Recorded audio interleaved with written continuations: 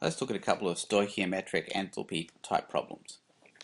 Now what we're looking at here is the centerpiece of the problem being the reaction and the energy released by that reaction. Now what I want you to understand is that this energy is for the reaction with this particular stoichiometry. That means 2 moles of this plus 3 moles of this gives 2 moles of this and 4 moles of this, and the whole process in this case releases 790.3 kilojoules of energy. Now this isn't kilojoules per mole, it's kilojoules for this entire reaction with this particular stoichiometry. Alright, so looking at the problem, we want the mass in grams of this, and we're given the energy, so it's natural to start out with the energy.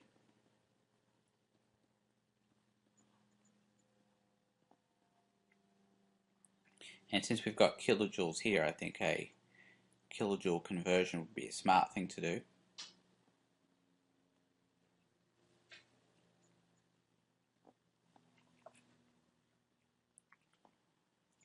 Now we can make use of the stoichiometry of the reaction, and we know we've got joules here and joules here. That'll cancel. That means I'm going to put kilojoules on the bottom, so I'll put 790.3 kilojoules, and that can be linked to the number of moles, so that'd be 2 moles of methanol. Now I know what you're asking here. You're saying, well, why didn't I put a negative in front of here? Well, what we're after here is the mass that must be burned. Now if we did leave a negative value here, we'd end up with a negative mass at the end. All that would indicate was that the mass was used. But if we're after the actual mass burned, we don't really necessarily want a negative value. We want the actual mass that was burned. And I think it's more accurate to maybe leave the negative off here and just go ahead and end up with a positive number at the end. Alright, so we've got moles at this point. You see the kilojoules cancel. Now we've got moles, and we want to convert that into grams. So we've got the molecular weight. We know it's 32.05 grams of methanol, and that's for 1 mole of methanol.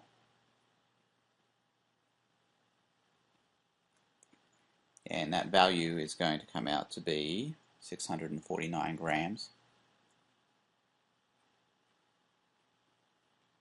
of methanol.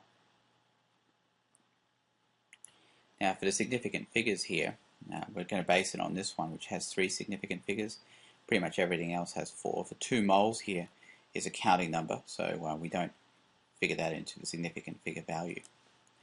Alright, the other kind of problem we can do is what energy in joules is released by that number of grams of methanol. So this is kind of the reverse of that problem. So we're going to start out with 50.0 grams of methanol.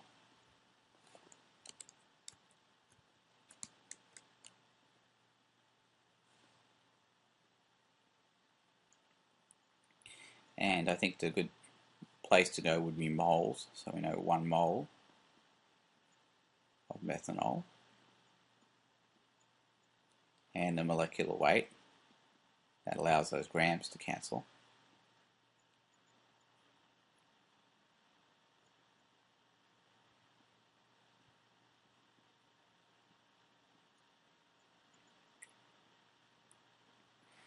Now we've got moles, we can relate that back to the energy, and we know that we've got moles down here. I'm going to have to put moles on the bottom now to cancel that. So it'd be 2 moles of CH3OH and 790.3 kilojoules. Now if we leave the negative there, we'll end up with a negative energy, which will indicate that that energy was released. But we're kind of being asked what energy is released, and I think we're better off using a positive value, even though it wouldn't be wrong to have a negative value over here. It's just more accurate to say, well, what energy is released. It wouldn't be negative energy released, it would be a positive energy that was released. So I'm just trying to not use a double negative in a way, and I'll just end up with a positive value, and that will be the energy that was released. And then it says in joules, so I'll do a conversion at the end here.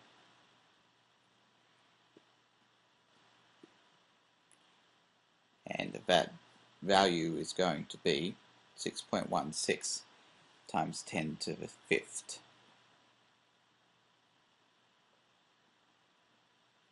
And that'll be joules. And again, the significant figures are going to be defined by this one, which has 3 significant figures.